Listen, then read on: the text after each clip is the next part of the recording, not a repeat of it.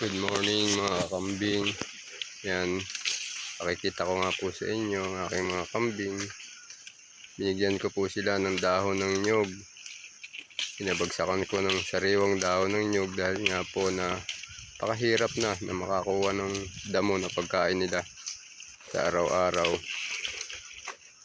Nakita naman po ninyo sa kanilang kulungan na talagang halos putik na, lupa na. Kaya ang gawa ko po ngayon ay bigyan sila ng sariwang dahon ng nyog.